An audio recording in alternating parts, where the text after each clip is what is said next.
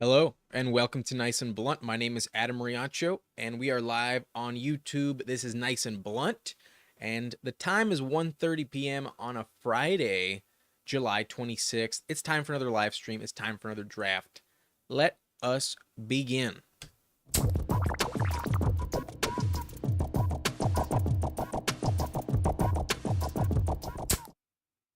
Okay, here we are and we haven't brought up what this is in a minute. I feel like I've kind of skipped over some of the rules of this website, but this is Underdog Fantasy, great best ball website, a lot of tournaments. You can also enter in smaller leagues where it's just you versus sometimes two, three, four, six, 10. I think 12 people is kind of the ideal spot to be in. But we are going to be hopping into the Corgi today. And if you want to draft with me, hold off just a second. I will be hitting the button soon. But if you are new to Underdog, if you want to sign up, you can use my code Nice and Blunt, and you will get your first deposit matched by 50% up to $250 on sign up. So if you're new to the site and you want to sign up, you use my code Nice and Blunt. You put in $100 hypothetically, you'll get another 50 to play with. You can go up to 250 cash back. So if you put in 500 down, you would get 250 on top of that using code Nice and Blunt. So just a reminder for that. But for the sake of this tournament, it's single entry. So I only have one chance. It's $5 down and 25K to first, but it's a 75 seat final. You got to finish top two in your little lobby that we're going to hop into in a sec. Then you enter a 10 team group where you got to finish first. Then a 5 seat group where you have to finish first. Not too difficult, 1 out of 5.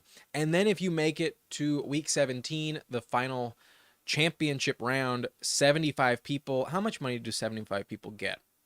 75 get $250. So pretty big return just for making the final. If you finish top 50, it doubles to $500 and it trickles up.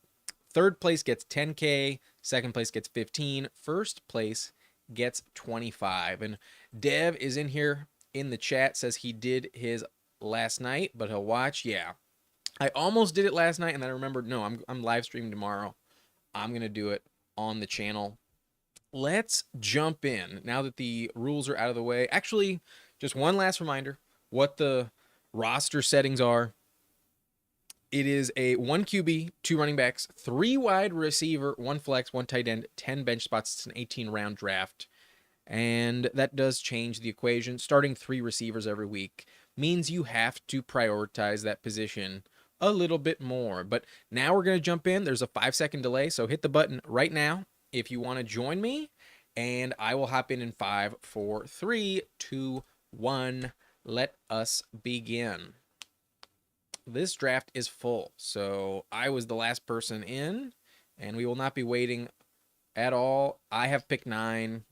I feel like I get these later round picks a lot on the channel. It's okay. I can always make it work. I'm not upset about it, but pick 9 is kind of past the elite tier of wide receiver, and unless something breaks in the draft order, then I will probably be looking at AJ Brown with our pick. But that's perfectly fine. I'm comfortable with AJ Brown, and yes, this is most likely going to be that type of team. We will see. But you never know. This type of setting where you only have one chance means that people go with their own rankings. They trust their gut. And if they want to get their guy, they take that opportunity because they know it's the only chance they have to get that player. So you really never know exactly how this board is going to fall. And there's going to be some different types of picks more than likely that stray from ADP. But Uzi Too Goated says he's in at the 12th spot. Love to see it, man. Happy you're joining us. And in all honesty, I can't say I've recognized your username before. You might be new to the channel, but I appreciate you for subscribing, my friend, and excited to draft with you. Let's hope we don't snipe each other and piss each other off. But it's totally fine. It's part of the game if you do need a certain player and it's critical for my team, I'm not going to hold it against you if you snipe me. But so far, the only deviation from ADP would be number 5, Amon Ra, one spot above Justin Jefferson, and they are kind of interchangeable. So AJ Brown goes. That's who we expected. This is going to be a Breece Hall team. I do view Breece Hall in a tier above these receivers. And as much as I do like Puka and Garrett Wilson, they do have a chance to smash as well. I'm always comfortable with my number 2 running back, Breece Hall, a player I love straight up. So happy to root for him. And we do not get AJ Brown. We get Breece Hall. I am fine with Breece at pick 9. But pick 12 goes Garrett Wilson. Team 11 reached a little bit on Taylor. And we don't see that too often. But Dev says going St. Brown over Jefferson is crazy to me. It's safer. I don't think it has as much upside, but I think it is safer just because we know exactly what to expect from the quarterback situation. But now that Ayuk is reported to camp, he's technically holding in. I'm going to stick with my rankings. I already have an elite running back, so I'm not going to grab 2.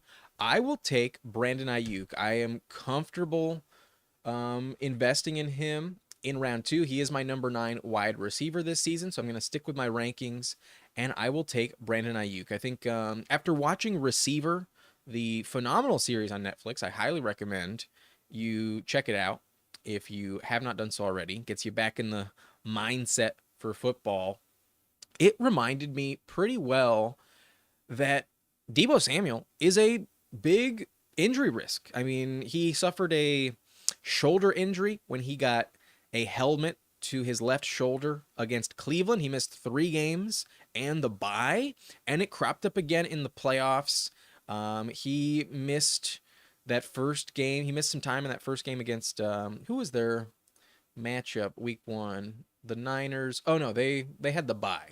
They played the Packers the following game, and he was in and out of that game. He did not return after that injury cropped up again. It came back in the Super Bowl. He played through the pain. He was all right. But yeah, just a big factor. They will pay Brandon Ayuk. I think it will happen.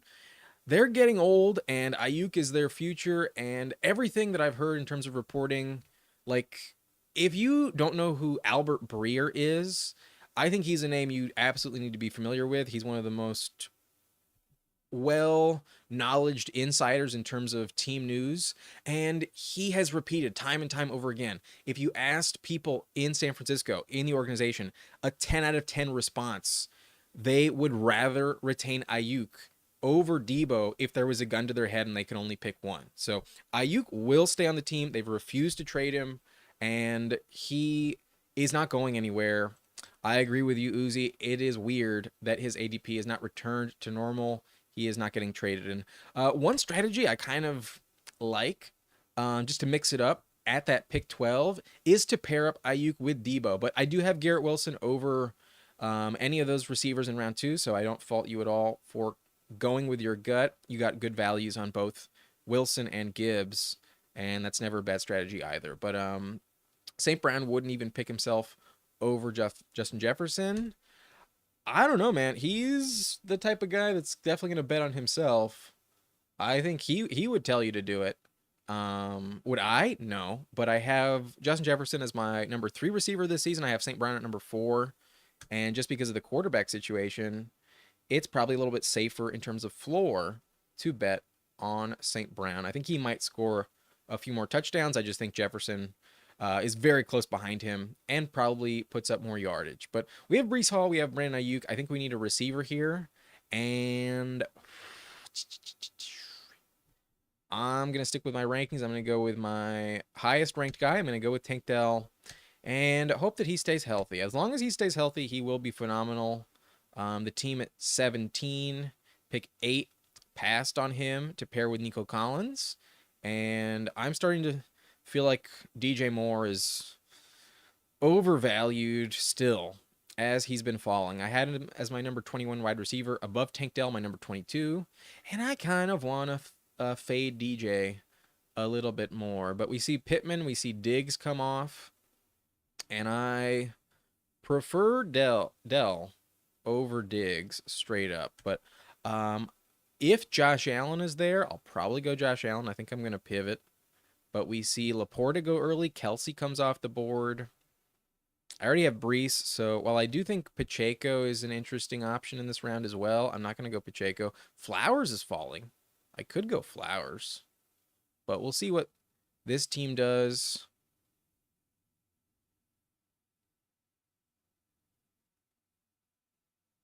But I should take Pacheco out of my queue because that's not who I want. Cooper goes. Yeah, okay.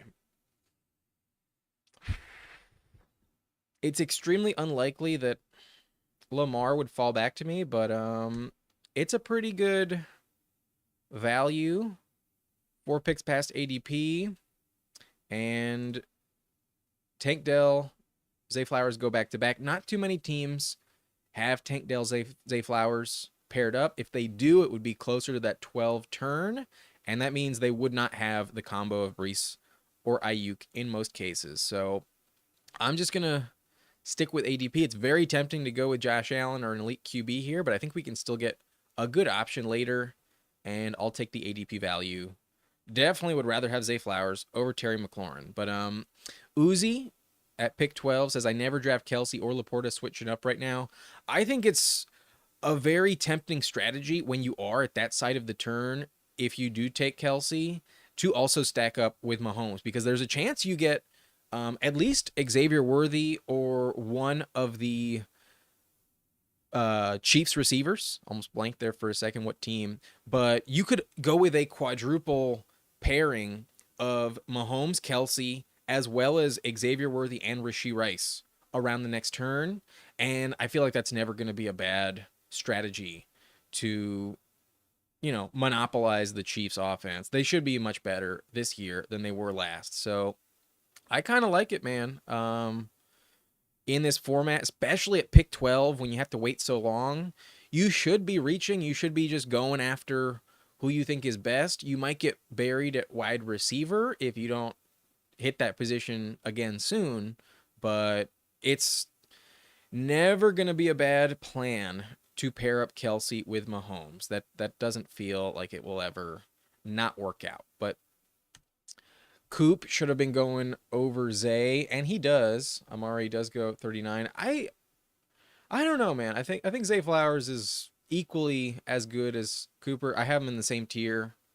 I think Flowers is a little safer given his younger age, but if you want to make the case that Cooper is the better option, I don't fault you at all. It's just that if you look at Cooper's stats with Deshaun last season, he did not score many touchdowns. He only played 5 games with Deshaun, and he only scored 1 touchdown. Granted, that's a small sample size. It could obviously revert back to what we saw with Flacco, which was way better. But they added Jerry Jeudy. Deshaun could always get hurt, and Jameis Winston probably keeps him viable, but you never know. I think Flowers is a little bit safer than Cooper, but if you prefer Amari, have no problem with that argument. But while it is tempting to go with Josh Jacobs, I'm going to grab an elite QB, one that does not need to be stacked up with anyone. I'm going to go with Anthony Richardson, who has been touting his ability as a rusher. If he can't stay healthy, Richardson is one of the last few remaining quarterbacks you can draft who can finish as the number 1 overall QB. And the team after me has Pittman, so I don't think there's any chance he would fall back around. The team at 11 has Taylor, so I'm going to snipe him from them. And while I was considering Josh Jacobs with Breece Hall in round 1, I don't think I need it. So I went Anthony Richardson, and we are definitely competing at quarterback. If you recall on the live stream on Monday, I waited far too long on quarterback. I got buried. I got screwed over. That team was competing well, but it looked like shit at the end of the day because of the quarterback situation was atrocious. So I'm going to avoid that. And I haven't taken Richardson in a while, especially on the live stream. Let's take him here. I think he is worthy of a 5th round selection. But Boofy says, what about Justin Fields finishing number 1 overall with Russ hurt? I still don't think it's his job. I still think Russ will be fine. I mean, we still have 5 more weeks more than that even before the season starts. I think Russ will get back on the field, and I think he'll be okay. I think he'll be all right. But I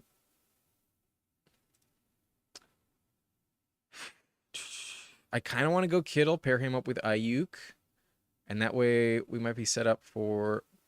Actually, no, I get a good ADP drop on Jaden Reed, and if we're looking to go with another quarterback, I could still pair up Purdy, but I could also pair up Jordan Love with Jaden Reed. So I'll just take the 8-pick drop on Jaden. Very tempting to go Kittle.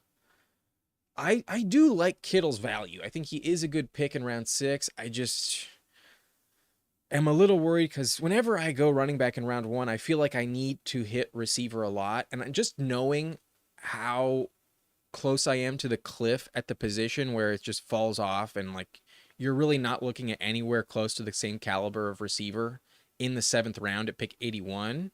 Like unless Keon Coleman or Jordan Addison fall to me, there's nothing close to Jaden Reed coming back around. So I would have liked to take Kittle, but I go Jaden Reed here and just get the value. He normally goes in round 5, and I don't think I'm going to regret that. But Uzi says, I think I'm higher on Rome than most people. I think I am too. I have Rome over Keenan Allen, but I only have him as my wide receiver 39 just because how much production do you actually think there's going to be in Chicago for any single player when there's 3 elite guys fighting for touches with a rookie quarterback? But I love Rome in round 6. I think he's a great pick. I do not fault you at all for taking him. And I feel like I could still be possibly too low on Odunze as my wide receiver 39 in my rankings. But I might be updating those. I definitely will be updating them. I just don't know if I'll be moving him up. But yeah, I want Rome over Keenan this year. Keenan at age 32 scares me a little bit. And especially in the tournaments where you want to maximize point totals in December, weeks 15, 16, 17. I think Rome will shine at the end of the season. According to Player Profiler, his best comp is Justin Jefferson. So nothing wrong with Odunze. Just a little scared about the target share. But I definitely would have liked receiver, but especially with the news about Kendre Miller, I think you have to feel still very confident with Kamara. His role in the passing game is never going to go anywhere. He falls 6 picks, and I think with the Kendre Miller news, I think Kamara, there's an argument that he should be rising, not falling. So I'll take him here. I think he's in a tier. I think he represents a tier break at the position. I have him ranked above Dave Montgomery, Aaron Jones, Najee, and James Conner. He's my RB17 this season. And with the combo of Breece and Kamara, we are locking up like 5 catches per game from each of these guys. Like their role in the passing game is just so significant, so big. They could be the 2 highest pass catching running backs in terms of receptions when next season is all said and done. Kamara's a little bit older, but I think he still has one last year left in the tank. And Derek Carr just funnels targets his way. I'm fine with that. But we are getting a little bit behind the 8 ball at tight end, but I'm definitely not reaching on Brock Bowers here. So we'll piece it together. I would have probably taken Jameson Williams if he was there available to me, but he's not. He does not make it. I could go with my highest ranked guy in Moss, but he also has a week 12 bye. I think I'm going to gamble and go with Jonathan Brooks. Give me Jonathan Brooks. When I have 2 really good running backs that I feel very safe in with Breece Hall and Kamara, I think now I can take a shot for the fence, a swing for the fence with a guy like Brooks. Maybe he's healthier sooner than some people expect, but when he does get that opportunity, I think he will be the bell cow. And we saw Rachaad White put up top 10 numbers in Canales' offense last season. I think Brooks is more talented, and it's just a question of when will he be healthy. But we can always find values later on at running back like Jerome Ford or Chuba Hubbard that are going to correlate in terms of early season production And when I have an elite running back like Brees Hall, I feel comfortable taking the shot on Jonathan Brooks because he does offer league winning potential. There's a chance he's a top 15 running back in the second half of the season on a per game basis. But Dev says Kittle, Ayuk is a smash bro. Like you said, if Debo gets hurt, you're in a great spot. I agree. I wish Kittle was going in round 7. I really wish he was. Same thing with like Kyle Pitts. Why I don't take Kyle Pitts a lot. I think there is an argument that they're going to be really valuable, but I think on underdog, I just like need to hit receiver. And like, I mean, at 81, we didn't even get JSN Keon Coleman falling back to us. We got one pick right after. So if I was at like 66, 67, I think I would have taken Kittle, knowing I could probably get a receiver in round 7. But when I'm in the backside of round 7, early side of round 6 at pick 64, 81, I just knew I wasn't going to get a good receiver, and I felt like that was a little more critical for this roster. So that's what I did. But I feel like I might regret not taking more Kittle. I'm underweight on Kittle, and I wish I wasn't. I should probably just like force myself to click on Kittle a little bit more. If I didn't go Richardson, I probably would have. But getting an elite QB, sometimes, you have to compensate. And you miss out on an elite tight end sometimes. But Uzi says, I'm becoming more and more scared to draft Pickens. They have been running a lot of 2 tight end sets in training camp. I mean, they might be, but there's literally no other receivers. There's no other wide receiver talent on the Steelers. I mean, you can be a believer in Roman Wilson, but he's behind Van Jefferson on the depth chart. I'm a little bit convinced that Cordy P, Mr. Patterson, is going to have a role as well, but he's also injured.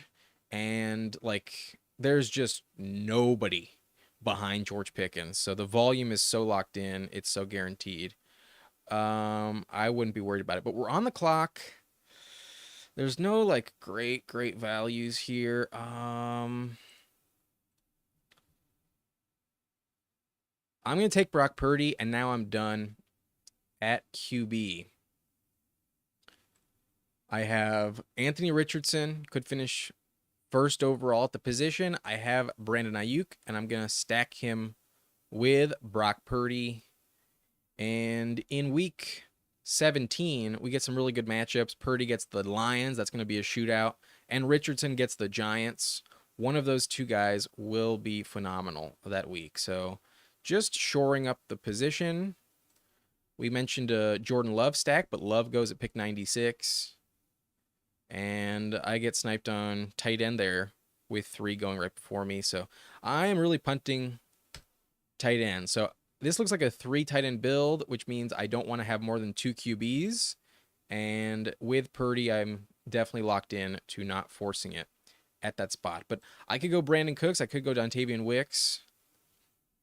There's an argument that I could go Shakir, but I think he's overvalued. I think if you don't have Josh Allen, it's not justified here. And I'm going to go Dontavian Wicks. Just another bet on Green Bay, and that Packers wide receiver rotation is going to be a week-to-week gamble. If it's not Reed one week, let's hope that it's Wicks the next. And if there's ever an injury to Dobbs, or more likely Christian Watson, I think Wicks would be an excellent fill-in on the outside. So Reed has the slot role. He's going to play the most snaps likely, but Wicks is very talented, and I like to grab 2 Packers receivers when I can. So this is the team so far. Anthony Richardson, Brock Purdy. Quarterback is really good. Brees Hall, Alvin Kamara, Jonathan Brooks. High upside, high floor at running back. And at receiver, we're doing okay. We have Ayuk, Tank Dell, Zay Flowers, Jaden Reed at a big value, and Dontavian Wicks paired up with him. So I feel good about this team. I am a little worried about my tight end situation, but I think I will be okay. I think I can still piece it together. Maybe I'll go with one at 129, but I'm more likely than not going to grab someone at 136 and hope that a guy like Freiermuth comes back around to me. But hopefully Slim Jim bets Uzi, you do not snipe me on Pat Fryermuth. I'll let you know right now that's who I'm targeting. But um, I've been only drafting Watson and Wicks for the Packers receivers. I don't know if that's good or not. Feel like they are the value picks. Definitely super high upside. I think Reed has the safest floor, but I do like to grab two, and I think Wicks will fit in as like the Christian Watson role if Watson ever does go down. So I think as an insurance policy to Christian Watson, I do like Wicks more so than Dobbs. But it looks like you went Dobbs at pick 109 today instead of Wicks. So it sounds like you do mix it up a little bit sometimes. Dev says I'm going away from elite QB. I'm starting to feel like it's limiting my ability to get value at the beginning of the draft. Sometimes it depends, but wow. I almost went with Brandon Cooks in the last draft and he falls all the way back around. I am 100% taking Brandon Cooks here at a big value. 15 picks past ADP, 100%. Very limited target share in Dallas. Last season, he scored 8 touchdowns in the final 11 games after the bye really clicked, and I have not seen Cooks fall to pick 129 in a month, over a month. So very comfortable with taking him here. I almost took him at pick 112. I'm ecstatic that I didn't, but there was a massive run on the running back position. Nothing but green and purple, very few receivers, and I'm super happy to get Cooks at 129. I would have considered Rico Dowdle, but it's probably a good thing that he's not there for me because barring a snipage here, I need tight end. And if Domicile goes QB, oh my God, really? Dang it. Oh, that's kind of rough. Fuck. All right then. I'll just grab yet another value here at receiver. Normally I'm not a Jacoby Myers guy, but at pick 136, 18 picks past ADP. Let's do it. Now we have 7 receivers, and we're going to grab some hyper late tight ends. We're basically locked into running back, wide receiver, and tight end with our next 6 picks. There's going to be 1 more wide receiver, 2 more running backs, and 3 tight ends with my last 3 picks. So, wow. Very rarely is any other team going to have a Dontavian Wicks, Brandon Cooks, and Jacoby Myers combination. Massive values on Cooks and Myers. So, it paid off for me to skip wide receiver in the middle rounds here. Like, only taking 1 receiver from rounds 5 through 9 really paid off for me here. But I was expecting to go with a running back and tight end. I just didn't get a good value. Sometimes the board dictates what you're going to do. And boy, I'm a little worried that I don't have a tight end, but to have this good depth at receiver, I will take that type of trade-off any day of the week. We got to start 3 receivers every week. We didn't get a round 1 guy. So let's go. Let's see what happens. But Uzi says, I love Jalen Polk and Josh Downs near this area. I almost always draft Polk. I love Polk as well.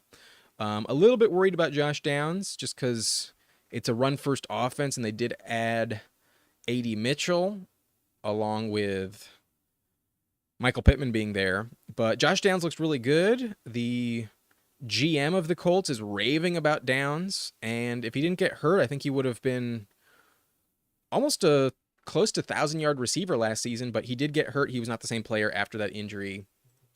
Hopefully at his size and frame, he can stay healthy, but we'll see what happens. We're in interesting shape here, but okay.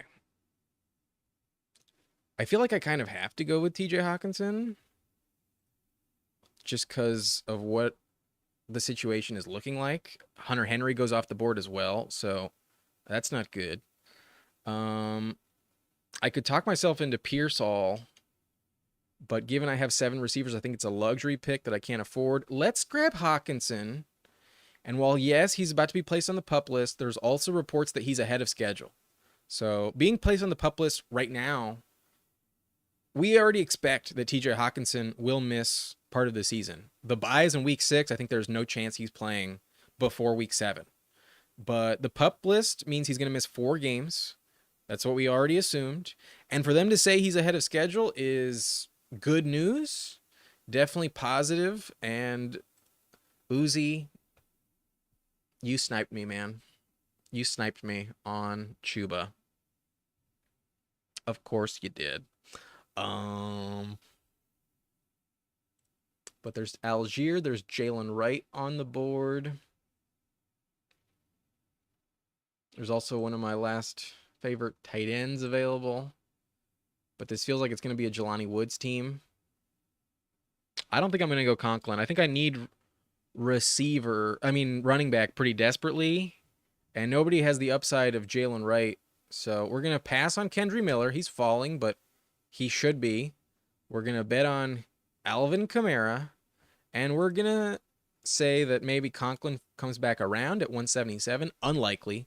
But maybe this is the year where not only Raheem Mostert goes down, but also Devon Achane. And even if just one of those guys misses time, Jalen Wright will fucking smash and take over that goal line role, in my opinion.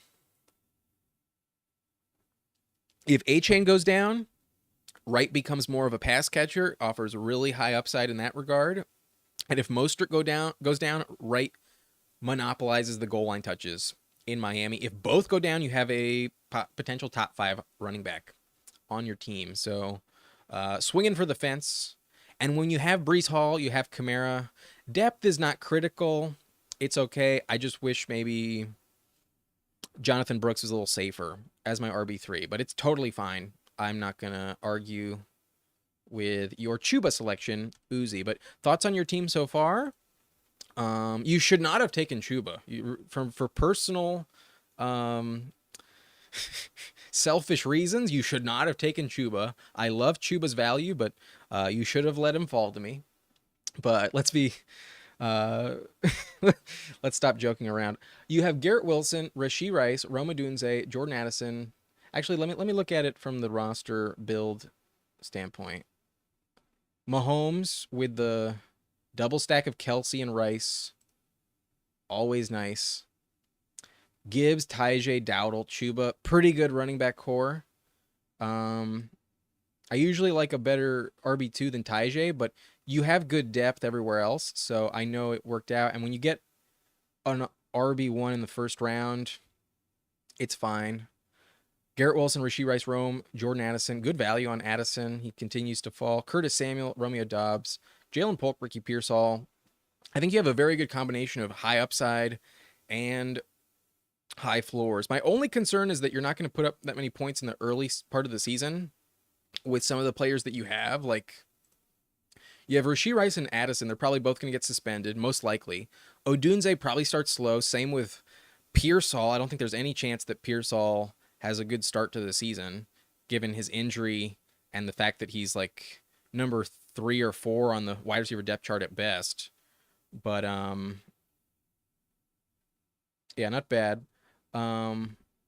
That's kind of my only concern, is that you'll struggle a little bit in the early part of the year to put up wide receiver points, but not in a way that scares me enough. But I luck out. We're here at pick 177, and I mentioned I was looking at Tyler Conklin with that last pick. He falls to me. I will take Tyler Conklin, given I am behind the 8 ball pretty significantly at tight end. We have TJ Hawkinson. I need a high floor guy, and that's what Tyler Conklin offers. As long as Aaron Rodgers is healthy, I think Conklin could be the number 3 target in this offense. I think number 1 is 100% Garrett Wilson. Number 2 is Breece Hall.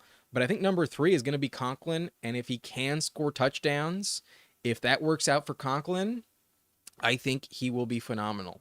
So at the very least, he's going to be as good as last year. He's had 87 targets the last 3 straight seasons. So he's a very high floor guy.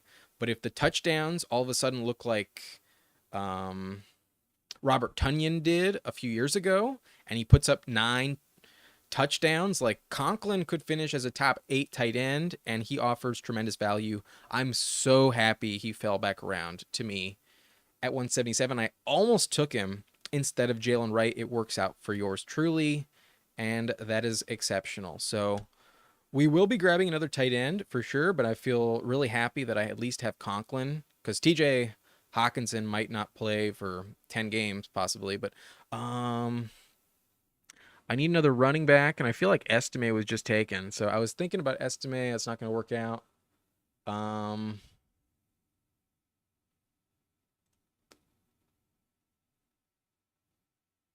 I'll take Khalil Herbert.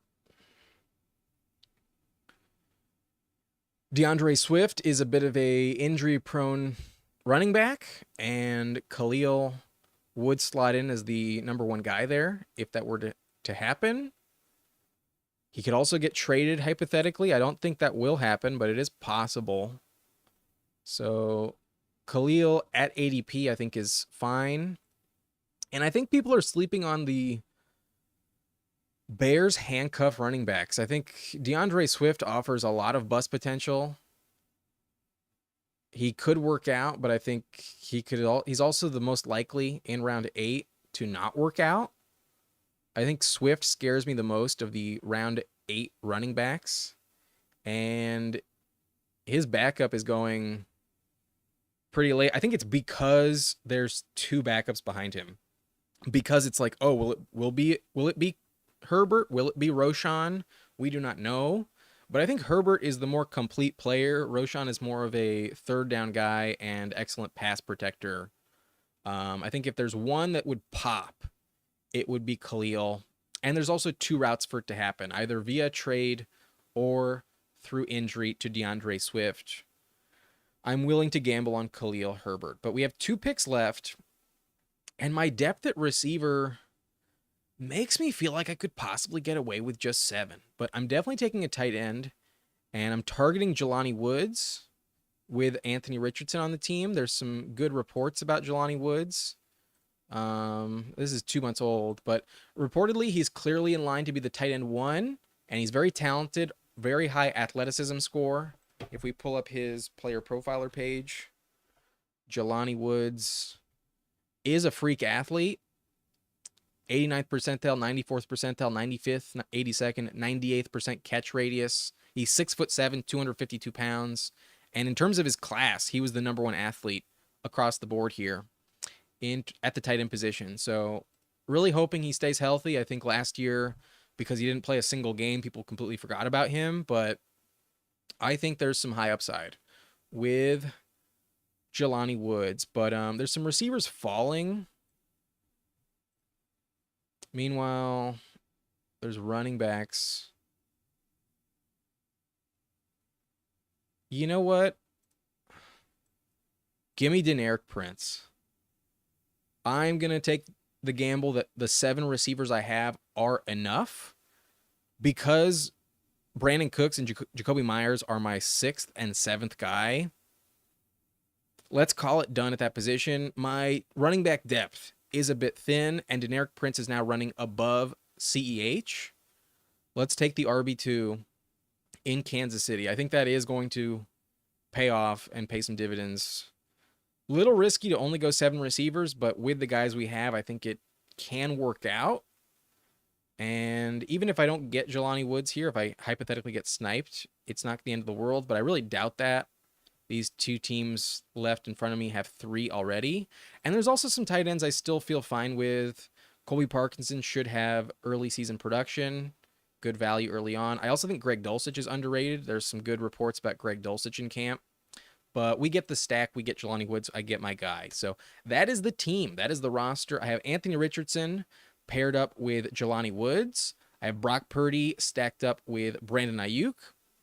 At running back, I got Breece Hall, Alvin Kamara, Jonathan Brooks, Jalen Wright, Khalil Herbert, and Deneric Prince. Some big gambles and swings for the fence with the depth at RB. I do have a double bye in week 12 with Breece and Kamara, but I think there will be enough guys on the roster here that pay off. Jonathan Brooks with a bye in week 11, I think he will definitely play week 12. So one of these other guys will fill in somewhat nicely, but I feel pretty good about running back. Definitely confident there. And wide receiver, I think, fell really well given I didn't get one in the first round. Ayuk, Tank Dell, Zay Flowers, Jaden Reed, Dontavian Wicks, Brandon Cooks, and Jacoby Myers. High spike week potential, high floors as well. I feel good about that receiving core. But the tight ends, TJ Hockenson, Tyler Conklin, and Jelani Woods. Hopefully that works out for me. And let me just take a look at your full roster real quick. Uzi Goated. You were pick 12. Let's see what you finished up with. You took Tyler Boyd at receiver. You also got Deontay Foreman at running back. You also took Will Levis. Not bad. Is he stacked up with anyone? Just Boyd, and Chico Conquo. Okay, so yeah. Really solid team. Love the stacking correlation with two Chiefs and Mahomes. If you also have Tyjae Spears with Will Levis, also another stacking option, good pass catcher there. I think there's a lot of good correlation. If Dowdle hits, you are in phenomenal shape, and you get good early season production from Chuba Hubbard, as well as Deontay Foreman. I think Foreman could offer some high touchdown volume in the early season until Nick Chubb gets back to full health, or at least as close to it as he possibly can. But my only concern is that you're not going to get a lot of wide receiver production early on with guys like Pearsall, Rashee Rice, Jordan Addison, even Rome Odunze and Jalen Polk, all those rookies and suspended players could be a slight problem early on. But I think it will rectify itself in the second half, and I don't think it's that big of a deal. So good team. I like it. And yeah, hope it works out for you, man. But we have been streaming for about 40 minutes so far, and I still have some cash in my account. I'm going to do one more live stream for y'all who are sticking around. Let's do one more. And this will also be a $5 entry. We are going to hop into the MMG Best Ball League, the Man-Made Goose Best Ball League. I have no idea what that stands for. I do not know who MMG is, but let's hop in. I'm on a delay, so hit the button right now if you want to join, and I will be joining in 3, 2, 1. Let us begin. 8 spots left.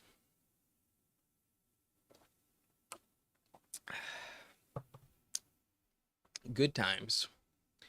Good times. 4 spots left. It is filling. And yeah, I have been doing a lot fewer drafts off of the live stream lately, just trying to not go over budget, in all honesty. But because of that reason, I feel like doing 2 on the live kind of fills my desire to do it a little bit more. But Jason says MMG is a YouTube Madden streamer. Okay, that's cool. I'm glad you know who he is. I do not. But that's awesome for him to have a league of his own on Underdog. I do not watch the channel, but happy that it's there. $5 buy-ins are always pretty dope. And 30K to first, not bad. What's the payout system? You get your money back if you make the playoffs. So that's pretty good. Double it if you advance. How many people in the final? 225 seats in the final. $400 if you make the final. Not bad at all. What pick did we get? We get pick 5. Not bad at all. And it looks like, Jason, I believe that is you, River at pick 4. I'm pretty sure that's you. Uzi, are you in this one too? Oh yeah, I'm right between the two of you. River at pick 4, I'm pick 5, and Slim Jim Betts is at pick 6. Dope. So I get to be sniped before every single pick. Perfect. Ecstatic. Yep, that's you. All right. I might be a little quiet leading up to some picks then, but I probably won't shut my mouth on every single one. But sandwiched between y'all two. Should be fun. Let's go.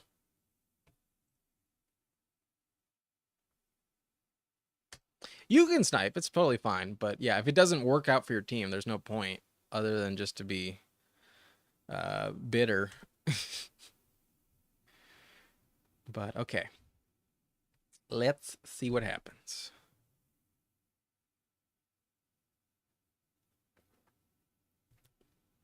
We did all get good picks, though. To get top 6 picks, definitely the right situation. Definitely the better option.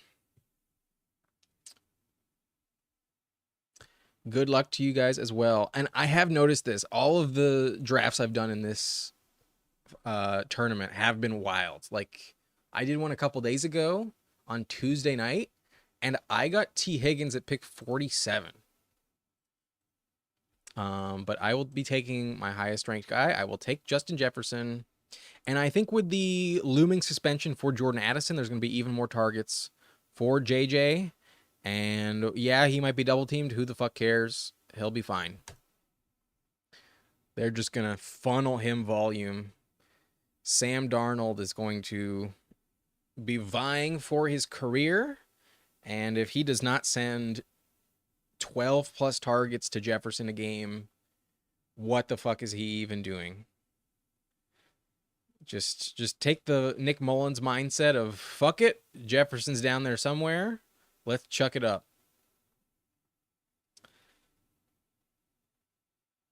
Jefferson's still excellent.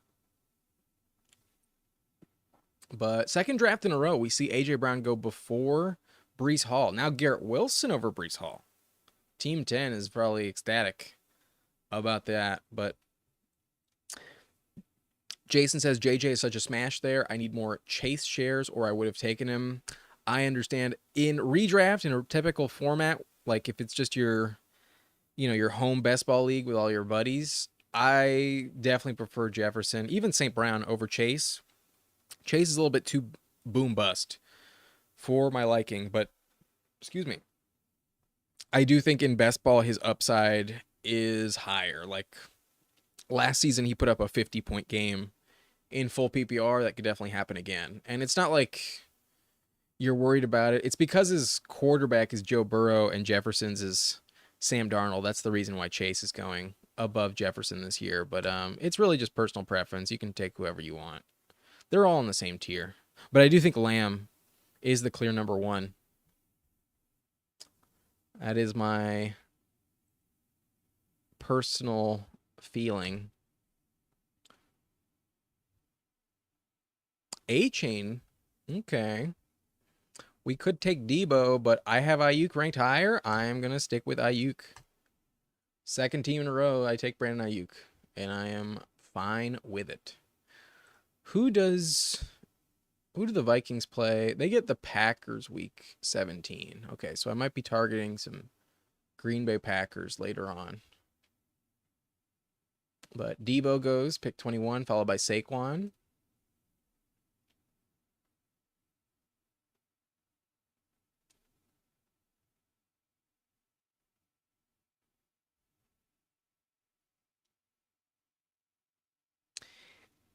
A-Chain worries me. Not going to lie. Like, I understand why people take him this high, but boy, does he scare me a little bit. And you have so much A-Chain. All your chips are in on him. I hope it works out for you, man. I'm underweight on A-Chain, in all honesty. I know he can put up 40 points in any given week. Like, I want a Dolphins running back, but I just think they could take a step back this year. And the injury risk is the concern for A-Chain. But he will definitely have the bigger role this season. He should be the RB1. If they didn't draft Jalen Wright, I think I would be all in with you. But I still think Mostert's value in that offense is a factor.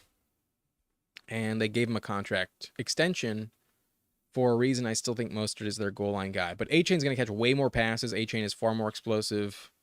And A-Chain can still thrive even with Mostert available. So, yeah, it's hard not to take like any Dolphins running back this season. I think you should be targeting them when you can. So I don't fault you at all. But I feel more comfortable when I take Achane in round 3 than round 2. That's just how I feel personally.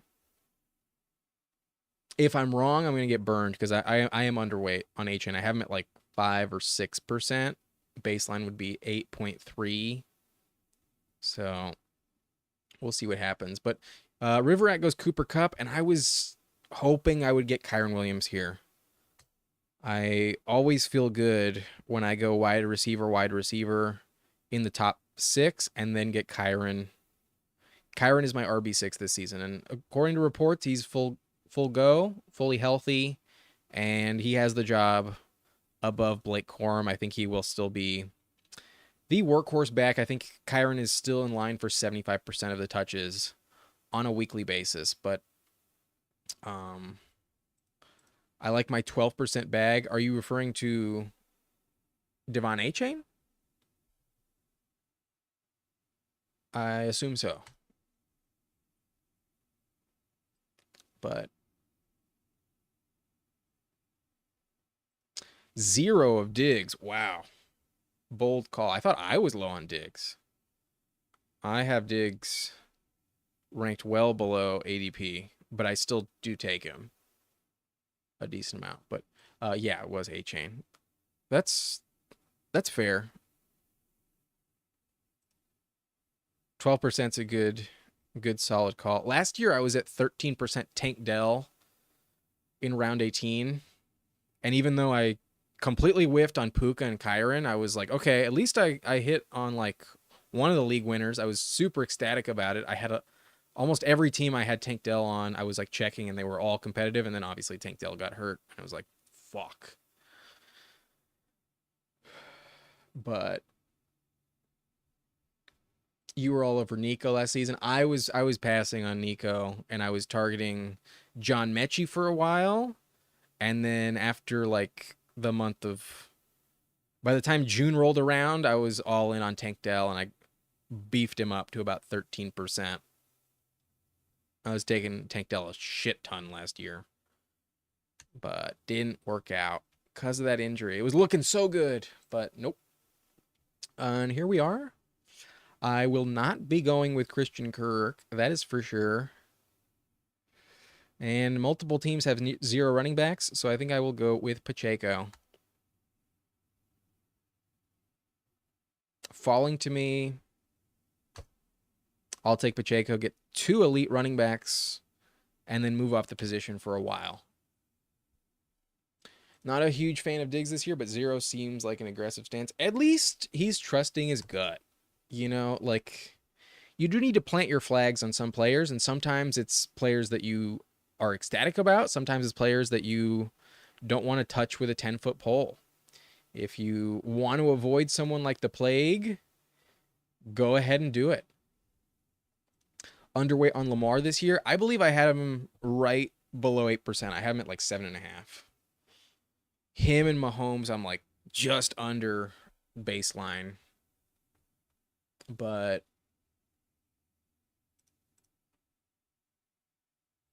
it's not a terrible investment. Lamar usually gets hurt, so it probably doesn't burn you.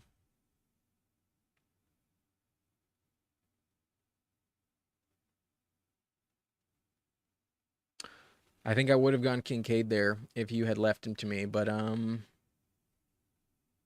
not excited with receiver here. I could go Reed again strictly because of the Packers correlation with the Vikings, but I can also do that with Jacobs.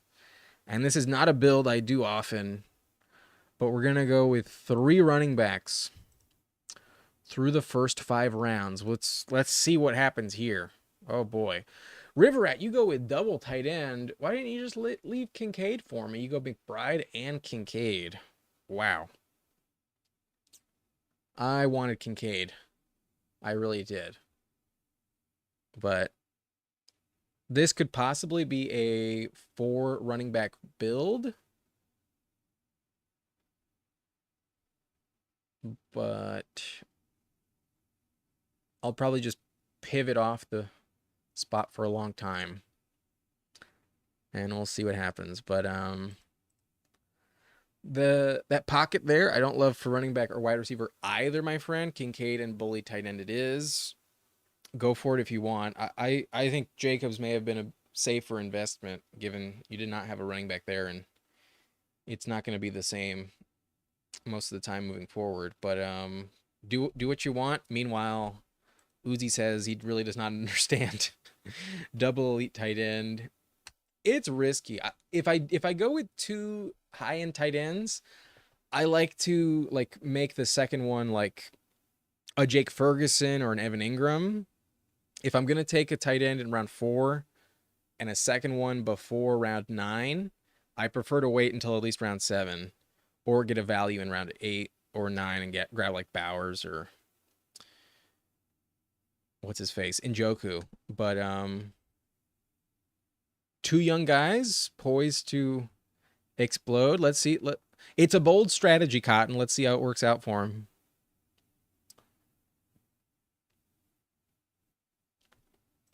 Njoku does feel like a good best ball pick for sure.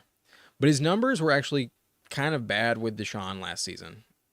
He was way better with any other quarterback than Deshaun last year. But I was thinking about Kittle, and I'm actually kind of glad that Team 8 saves me from myself because given my situation, I need a receiver. But given what you said last draft, Uzi, I expect you to go Rome here, given you are very high on Rome. But what's the news blurb? Joins Caleb Williams and rebuilt Bears offense. Okay, this is pretty irrelevant. Duh. Oh, you go Christian Watson? I would have taken Watson, damn it. Okay,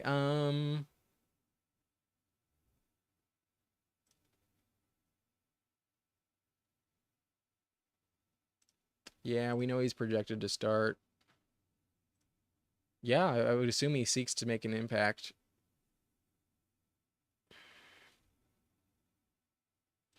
As much as I love Rome as well, I'm going to stick to my rankings and I'm going to go with Lad McConkey. I think if I was looking at my wide receiver 4 for this build, I would go Rome.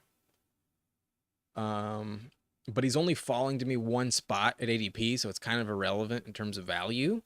I do love his upside, but I do have McConkey ranked higher, and I think he has a safer floor. Just should be in line for more targets in the Chargers system with over 300 up for grabs. But I do think Rome is more talented. I just think McConkey's more in line for production. But would have loved to take Brian Thomas. He does not come back. Stroud is falling, but I don't have a Texan to pair.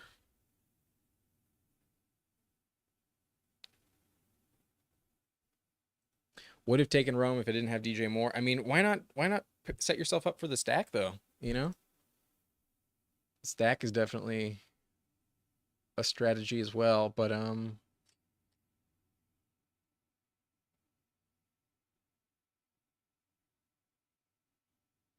I get it. Boy, I could go Stroud, but like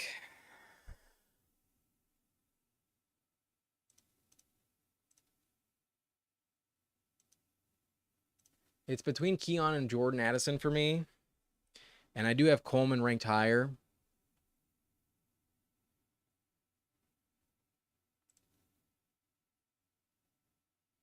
But fuck it. I've got Justin Jefferson. I'm going to go with a double Viking stack. Might regret it, but in week 17, I do think Addison will be on the field, and we're looking for some correlation. I'll take Addison. Fuck it. Probably the wrong pick, given his suspension is going to be definitely coming soon. I do think he gets suspended. Like, it's easy to process a DUI charge. I think he gets suspended. But now I have two Vikings. I could go with Sam Darnold, JJ McCarthy combo later on.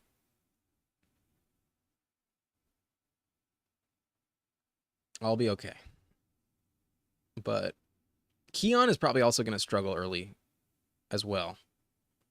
It's just he'll actually be on the field. But if I didn't have Justin Jefferson, I would have gone Keon Coleman 100%, and I talked myself into the stack.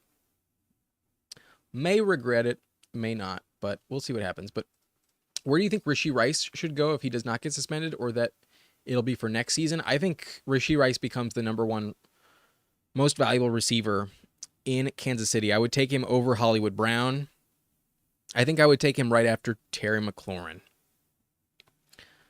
I think he would move up to wide receiver 31. I'd prefer him over Keenan Allen. I'd prefer him over Hollywood. I think Hollywood and Worthy would fall. And I definitely would prefer him over Calvin Ridley. I don't think I'd take him over Amari Cooper or T. Higgins, but I think you can argue that you should take Rashee Rice over Christian Kirk. I think he would go around the 4 or 5 turn. I think people would try to stack him up with Mahomes at that 4 or 5 turn. I think he would go early 5th round. That is my gut. But Jason has been taking Rice wherever possible. I don't see a suspension this year. I don't think it's going to happen yet either. I think it would have came down the pike if it already was going to take place, but it doesn't look that way. But this is not great. Shit.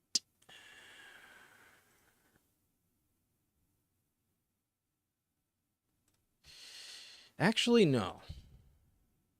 Let's do it. Let's set ourselves up for a fragile running back build, and I think I'm going to be done at the position. I think Zach Moss is going to be the last running back that I draft. I got Kyren Williams, Pacheco, Josh Jacobs, and Zach Moss, all inside my top 20 running backs this season.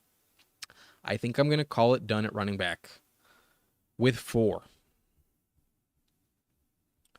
But I probably need a tight end coming back around.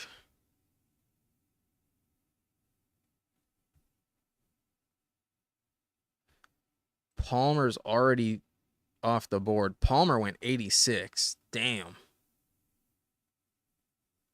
High price on Palmer. I get it though. I have him in the same tier as Sutton, Curtis, and Jameson, so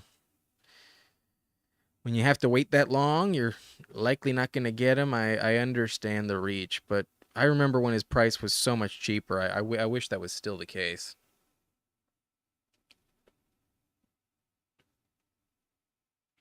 But Riverette, you go with Burrow to pair with Jamar. I almost took Burrow. I considered Burrow, honestly. But I really wish my team had Kincaid instead of Jacobs. I'd feel a lot better about it. Now I'm looking at Bowers because Njoku comes off. I have Njoku ranked above Bowers.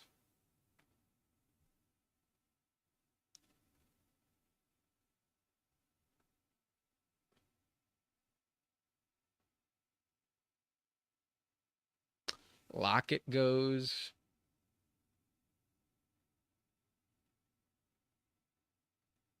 Dobbs goes.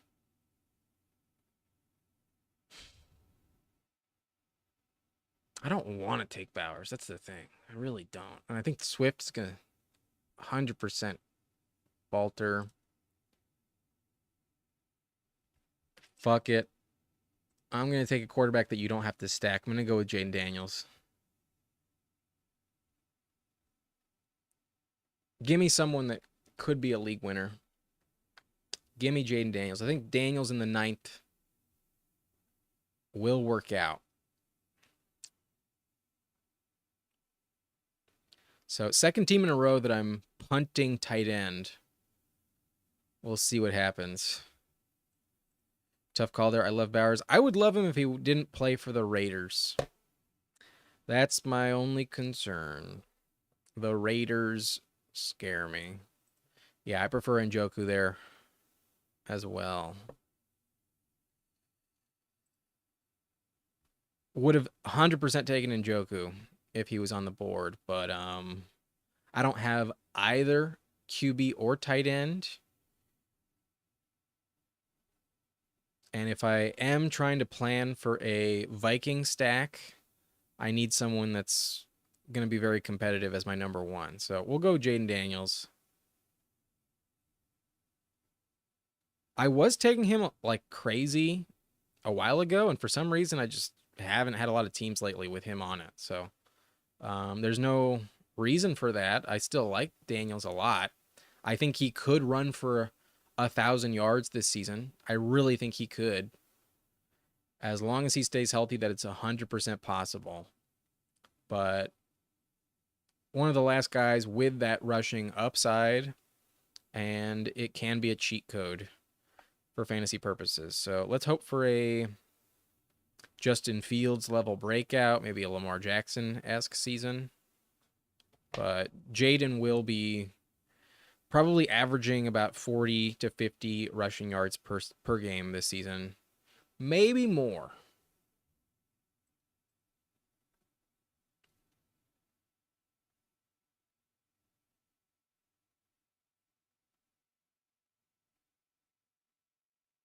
But some good values at QB. Wow, Jordan Love, pick 112.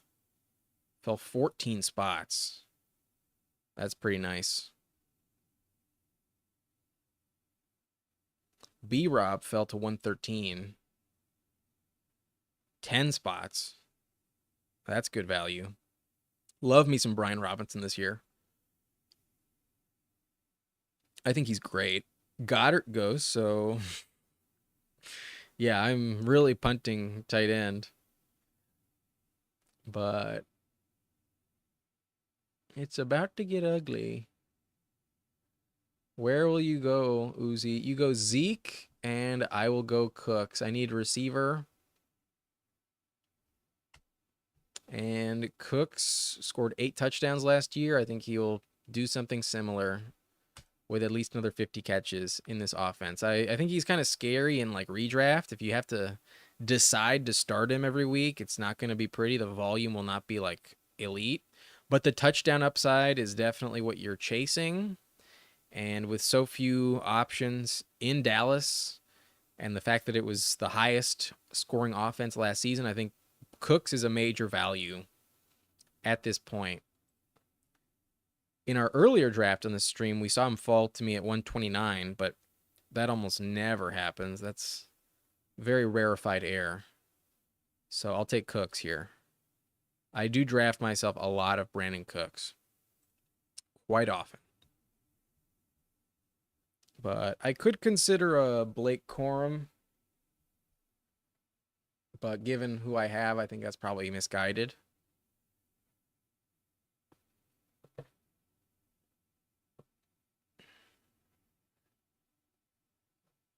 Purdy's falling. And we do have Ayuk.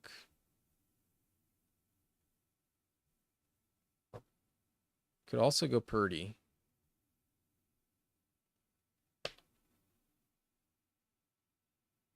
Chubb goes. A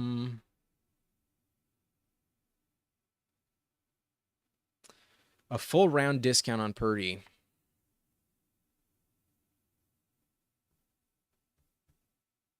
Let's do it. Give me Brock Purdy. Purdy's my number one most drafted quarterback. I think he's super safe. Anytime you bet on the Niners, it's always going to work out.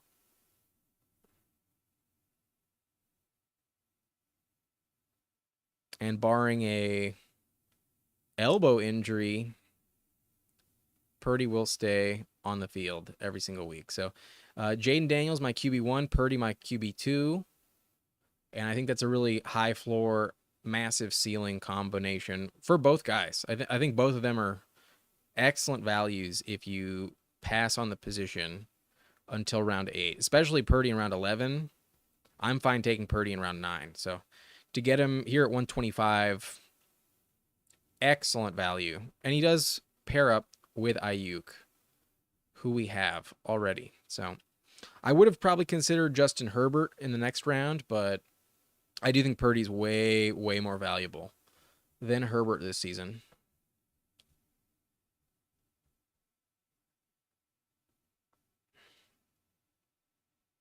But I'm essentially wide receiver, tight end, almost the rest of this draft. Like maybe I'll consider a random running back just for the hell of it, but I can really get away with these 4. I might do that.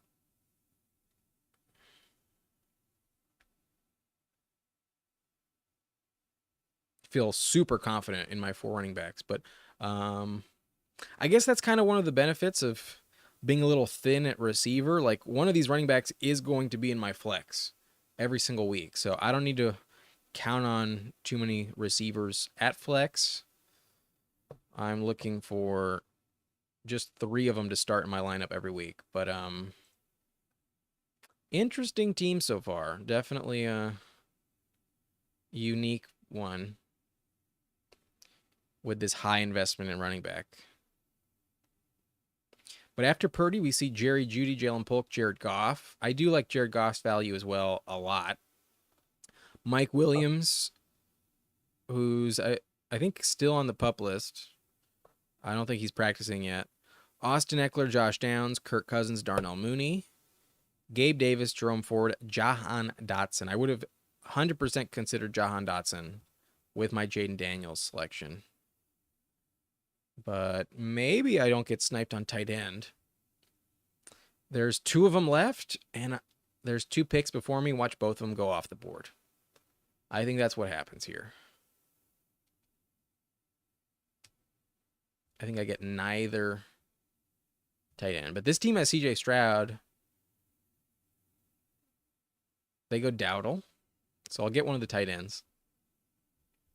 And I prefer Freiermuth over Schultz straight up. Give me Pat Freiermuth all day above Schultz. There's just a night and day comparison in terms of target competition between Freiermuth in Pittsburgh and Schultz in Houston. Schultz could be the 5th option.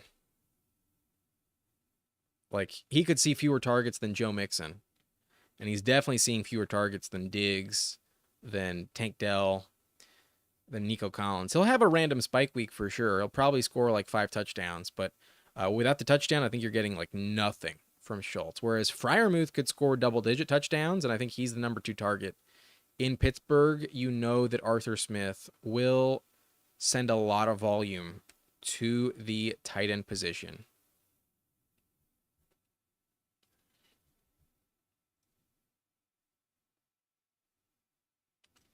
I might go Pearsall.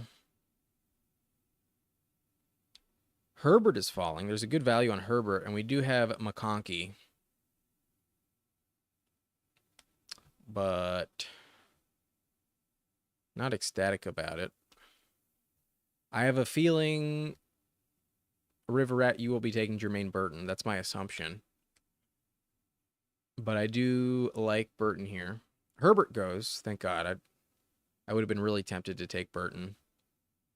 I could also go with TJ Hawkinson again this draft for the full Minnesota onslaught.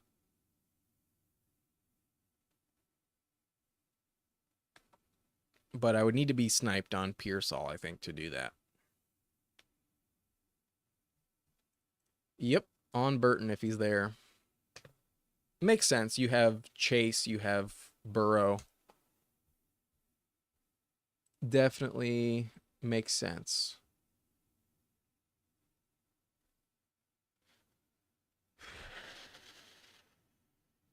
You have good running backs as well. Walker, Montgomery, Gus. Gambling on Chubb, but Lloyd there as well. Okay, do I take Hawkinson or Pearsall?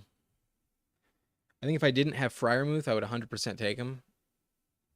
Hawkinson, that is. But I'll go Ricky Pearsall, another stack with Brock Purdy. And I do kind of need some receiver depth. So give me Ricky Pearsall. Let's hope for the best.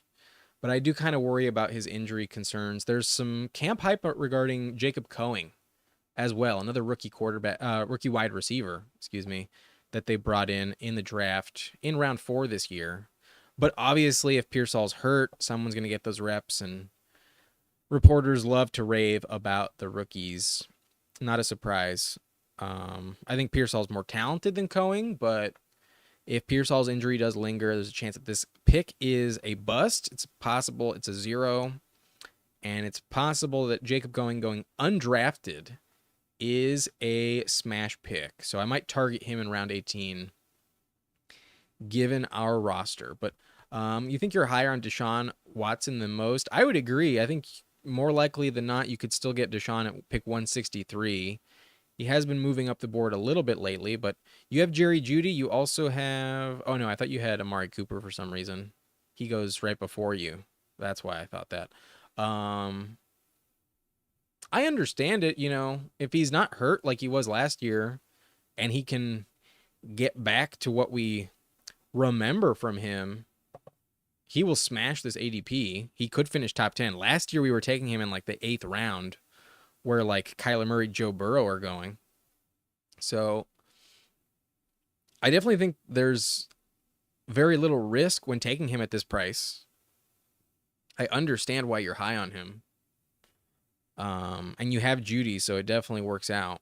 If you're also high on Njoku, then yeah, man, makes a lot of sense. I think he's a fine pick. I never want him as my like first guy. I think that's really risky, but you have Mahomes already. I think it's definitely a safe backup that could put up a lot of games in the top 10 if he can prove himself once more. I think it's a good pick, but I usually wait for him to come back around in round 14. He usually goes after Rodgers. So that's the only thing I think you could have maybe changed, waiting a little bit to take him. But if that's who you want, that's who you want.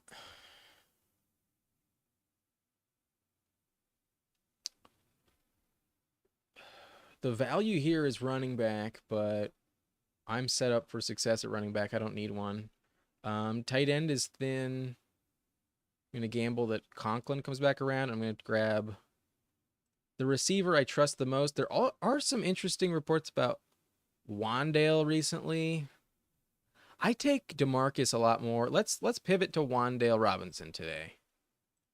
Just to mix it up, I have a shit ton of DeMarcus Robinson. So he could potentially be back on the board with my next pick.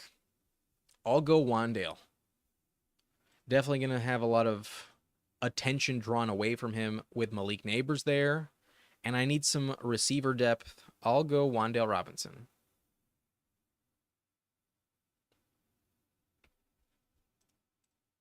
You do stack Njoku with Watson a lot. That's a pretty good price. Wow.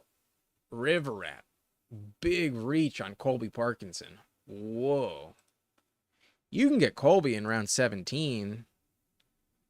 I don't think you need to pay that high of a price for him. I mean, you clearly like him, but like, shit, bro. That is expensive. A full 4 rounds above ADP. If you're going to go like off the board with like all of your remaining picks, then like, okay, do what you want. But nope, looks like it was a mistake. Yeah, it happens sometimes, man. Yeah, it happens. I mean, you mentioned the MMG board gets crazy sometimes. It had been kind of tame up to this point. There you go. Wilding out with Colby. That's okay. But I think I'll get who I would like.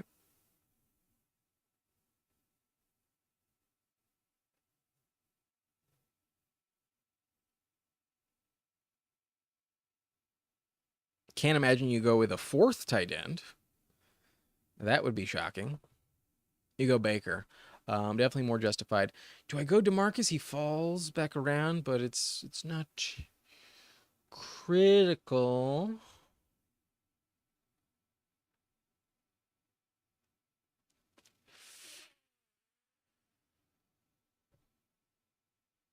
No, I'll take DeMarcus. We took Conklin the last round. Conklin goes here, paired up with Bowers. If I didn't have Freiermuth, probably would have taken Conklin, but there's still some good tight ends going later. I'm okay. Had a good draft going too. Let me take a look at your team. Burrow and Baker, Kenneth Walker, Montgomery, Gus, Nick Chubb, Marshawn Lloyd. Good depth at running back. Wide receiver, Jamar Chase, Debo, Cooper Kupp, Romeo Doubs, Jermaine Burton. Very top heavy, but some real studs at receiver. Those first three are great guys. Dobbs is a interesting selection. A little bit risky, but not terrible. And then Jermaine Burton stacked up. Excellent correlation. But yeah, when you have McBride and Kincaid, you might as well not even star any other tight end. You might as well just completely remove it from the board completely. When you have bully tight end in McBride and Kincaid, you really never need a third. So yeah, that's a rough pick, man. Good luck. Good luck. But I'm sure you could have used a Demarcus Robinson there instead. A different Ram. But Parkinson should be on the field a lot. He got a decent contract. They don't like to take their guys off the field. He'll get some run. He'll get some usage. Higbee's career might be over. Higbee's like over 30 years old. He's definitely not coming back soon. He got injured in the playoffs. And Parkinson should be on the field a lot. But this is interesting. I did not know this, but Love has a Dobbs tattoo and it's his best friend. So going with the shower narrative. Do they shower together?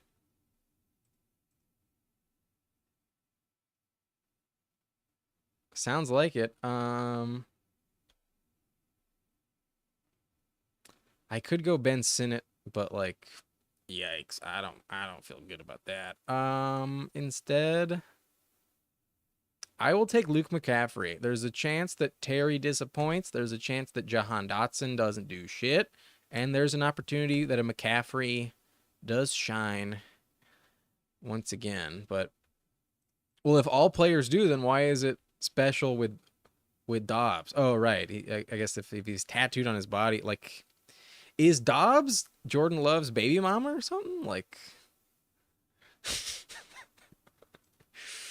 you get a tattoo of your best friend. Like, I don't have a single tattoo, so maybe I just can't relate. Maybe I'm biased, but like,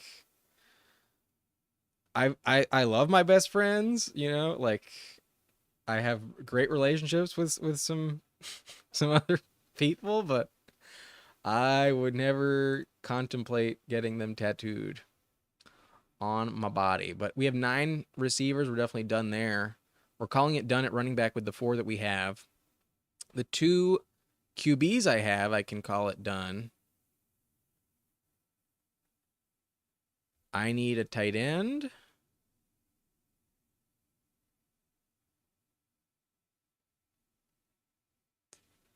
Last time we went with Jelani Woods. This time we'll take Juwan Johnson. There's also some talk that Dawson Knox is going to be on the field a ton, but there's also some hype on Mike Gesicki showering chemistry. Showing chemistry. You got me thinking about showers now. We'll take Gesicki. There's a chance Gesicki's fucking phenomenal and does actually fill in as the Boyd replacement. I'll go Mike Gesicki here. I'm very underweight on Mike Gesicki, but he's definitely talented. He's had some good games in the past, some previous seasons where he was phenomenal. But 2 years ago in Miami, he kind of disappeared once they got Tyreek Hill. And then last year, obviously with the Patriots, he was shit. But there's always some yak potential. There's always upside in the Bengals offense. And if one of those young receivers does not step up, Gesicki could be that third guy in terms of targets. So let's go Gesicki to mix it up. And let's hope for the best. But the tattoo is a rumor, says Jason, but best friends is real. They are inseparable off the field. I mean, that's definitely a narrative to buy into. I mean, I tout it when I hype up Rome Odunze. I tout it when I hype up Tank Dell. Having a best friend relationship with your quarterback at receiver definitely plays a big factor. Maybe that's why Dobbs was so fucking good in the playoffs. Maybe that's why their chemistry is so good. Dobbs doesn't get enough credit. Dobbs scored. Is it Dobbs or Dobbs? Either one, you know who I'm talking about. He did score 8 touchdowns last year. I do think he's a fine pick after pick 100. I think he's perfectly fine selection. But yeah, I thought Gesicki would have thrived with Tyreek Hill and could have been the third guy. Seemed like a really good fit in that Dolphins offense. I think that's the big reason why I refuse to draft Jonnu Smith. I think Mike McDaniel just doesn't like to use the tight end position. Not when he has Tyreek Hill and Jalen Waddle and loves to run the ball like crazy. I think it's just an afterthought. I am not a believer in Jonnu Smith this season because he's on Miami. I almost never draft Jonnu. I have like 1%, maybe 2% max Jonnu Smith because of where he plays in Miami. But there's a lot of volume up for grabs in Denver with no more Jerry Jeudy. And Bo Nix, I think, will be throwing the ball a lot more than Russell Wilson did. And I think I need a third tight end for this roster anyways. We have 9 receivers. I'm done with the 4 running backs. And because I took Purdy as my QB2, while I was contemplating a Sam Darnold selection, Darnold could get benched in week 5 and not give me anything. So I'm going to pass there. I'm going to grab my third tight end and actually get some points in this roster with Greg Dulcich. He seemed to look pretty good at training camp so far. So I like Dulcich as a round 18 flyer, and I think I have some high upside and decent usage potential with my late tight end 2 and 3 for this roster. So that's what we got. We got Justin Jefferson, Brandon Ayuk, Ladd McConkey, Jordan Addison, Brandon Cooks, and then 4 more receivers in Pearsall, Wandale, Demarcus Robinson, Luke McCaffrey. 4 running backs that are elite. I got Kyron Williams, Isaiah Pacheco, Josh Jacobs, and Zach Moss. A very fragile build, but definitely the approach I want to take when I take guys that early at running back. And a reminder of the rest of the team: Freiermuth, Gesicki, and Dulcich are my tight ends. So that's it. I'll take a look at River Rat, your team as well, since you stuck around. I mean, we mentioned the mistake with Parkinson.